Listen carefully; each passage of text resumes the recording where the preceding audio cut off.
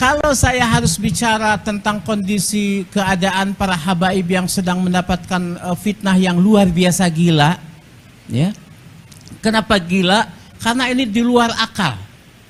Jadi orang Arab mengatakan bul ala zamzam patung Arab. Kamu kalau mau terkenal nih mantap sedunia, kencingin air zam-zam, insya Allah kamu terkenal. Itulah yang dilakukan oleh kiai kecil yang tidak dikenal, dedeg sampe rupa hui kalakuan jika peyem.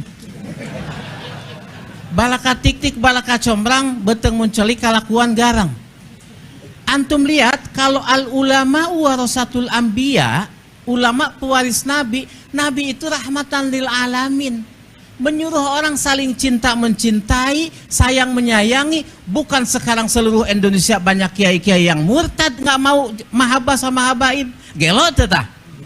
Jawab gelo teh? Gelo atuh.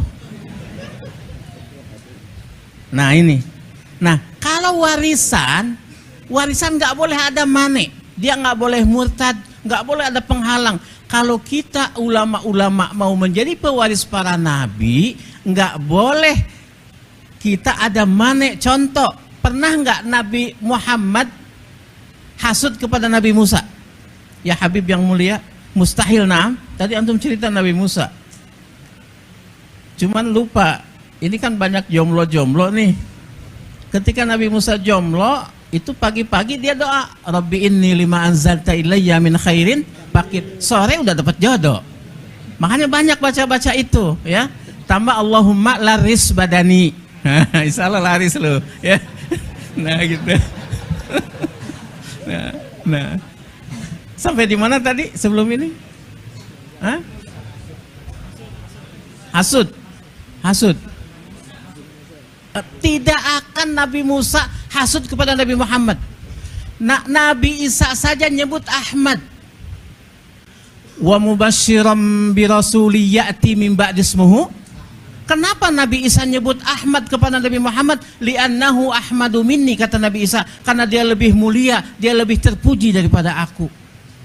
Artinya kalau ada ulama hasud kepada ulama lain, ada ulama zolim kepada ulama lain, ada ulama yang menyuruh untuk orang itu tidak saling cinta mencintai dan memurtadkan banyak orang dari kecintaan kepada para habaib sebagai zuriyah, berarti itu bukan ulama.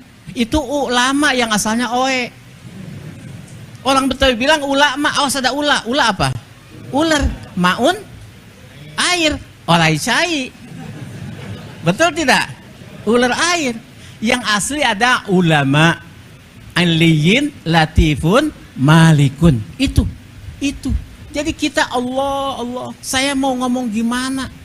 Orang saya aja orang melarat, begitu lulus pesantren, saya muazin di Habib Umar bin Hud Al-Attas. Ketika malam Jumat belajar, karena Habib Umar azan harus bagus. Kalau ada azan jelek, ini azan buat orang mati katanya. Benar. Ini lampu kalau kurang terang, Habib Umar bilang, kamu di dunia saja sudah mau gelap ya katanya.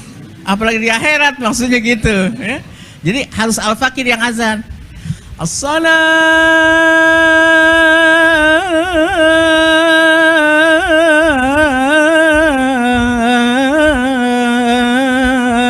khairum minan naum. Kan gurih, bener nggak? Habaib itu yang bagus-bagus semuanya. Denger ini, nih orangnya. Habaib itu yang dawir-dawir, enggak bohong. Mustahil habaib mendatangi satu rumah di kampung dimanapun kecuali orang itu mulia. Habaib mustahil hukumnya datang kepada orang-orang rendahan, enggak akan. Saya jamin, saya dari kelas 4 SD sama jamaah. Dan habaib tidak akan meminta sesuatu kepada orang murahan. Habaib tidak akan datang ke rumah dia minum kopi kepada orang rendahan, tidak. Pasti habaib tahu nih jiwa-jiwa mulia, dia datang ke situ. Bukan dawir-dawir kaya yang disebut orang-orang itu, bukan. Lu gila, lu nggak paham. Betul tidak? Itu makanya di Habib Umar itu ada warzuqna ziyaratahu fi kulli, kan ada doa deba setelah deba, betul tidak? Saya enggak, saya pakai peci hitam di depan, saya enggak Wazukna ziratahu fi kulli syahr. Saya bilang wazukna ziratahu fi kulli syahr. Apa yang terjadi? Dasar Habib Umar wali. Apa katanya? Setelah fi kulli syahr, saya ke Mekah tiap bulan, diongkosin terus-terusan. Ini ngongkosin, ini ngongkosin. Orang pengen yang ngongkosin melulu. Nggak tahu saya udah berapa puluh kali ke Mekah berkah Habib Umar bin Huda Alatas. Ba'alawi, tete kehet Ba'alawi. Ibu saya orang miskin. Man, dia bilang sama saya, mah hayang ke Habib. Mangga mak, saya ajak ke Habib Umar. Pengen apa? Ibu saya dalam kondisi mustahil bisa ke Mekah, didoain sama Habib Umar. Apa yang terjadi? Ibu saya ke Mekah 3 kali, bapak 3 kali, anak-anaknya sering semuanya yang 6 dalam kondisi melarat. Itulah berkah Ba'alawi. Ba'alawi kehed sih. Naku tengarti-arti teuing. Berkah Ba'alawi itu. Larasa, saya sudah ziarah ke Tarim, Hadramut, ke Sewun semua, gak seledeg dayamanku aing. Sia tekadi itu sih tuh dah. Gobloknya. Aduh eta. Aiku urang li ya Allah, Allah mah yahdihim insyaallah. Allah mahdihim insyaallah. Saya sudah jarah ke sana. Atuh kalau mau ada masalah Ba'alawi, ya kenapa nggak di Yaman? Kok kenapa jadi ribut di sini? Betul tidak? Oh, ternyata dia itu awalnya nyalon bupati gagal. Nyalon MUI teka pilih teh si kehet teh. Udah gitu ada Syarifah cantik, Syarifah teh ya kehet cantik. Bener enggak? Kutilang dasi, kutilang kulit kuning tinggi langsing dasi dada berisi. Iya. Ada Syarifah yang dia mau nikah yang nggak boleh. Jadi dendam. Terus dia datang ke Robitoh pengen jadi punya marga Habib yang nggak bisa. Nggak bisa, jadi dendam, jadi hasud. Inilah hasud tingkat tinggi, di mana Imam Ghazali mengatakan hasud ada 3 strata. Yang pertama, berniat supaya itu nikmat yang ada pada dia hilang dan tidak berpindah kepada dirinya, karena dirinya juga ngaku nggak bakalan bisa.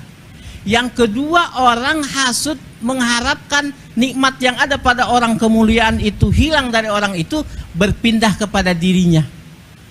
Yang ketiga, orang itu mengharapkan paling rendah hilang saja nikmat itu sudah, nggak apa-apa, asal jangan bertambah. Biarin mobilnya Palisade aja 1, jangan nambah Alphard. Begitu nambah Alphard dia pingsan. Nah ini hasud ini kepada para habaib ini hasud kelas tinggi, di mana para habaib jamaahnya yang mulia dan banyak berjuta-juta itu ingin pindah kepada dirinya dan orang supaya cium tangan bolak-balik sama dirinya. Atuh ti mana mimitina eta kitu larasa. Kira-kira orang sini nih mau ngikut orang Banten apa mau ngikut Habib yang mulia Habib Jindan? Imam Ali kalau wajah mengatakan ana madinatul ilmi wa Ali babuha. Nabi SAW mengatakan, walaupun oleh orang sebagian Wahabi ini mengatakan ini hadis dhaif. Ana madinatul ilmi kata Kangjeng Nabi, wa Ali babuha. Maksudnya apa? Orang kalau masuk kota harus lewat pintunya. Kalau orang ingin ilmu agama Islam lewat zuriyah Imam Ali karamallahu wajah. Itu yang dikatakan oleh Habib Muhammad waktu Maulidan di Empang. Saya kelas 4 SD dengar itu dan sekarang masih ingat diingatan. Artinya ini cocok, ini tepat kita ingin belajar agama lewat zuriyah Rasulullah Shallallahu Alaihi Wasallam. Begitu. Jadi paham nih sekarang kita terhadap kondisi Ba'alawi yang palsu-palsu.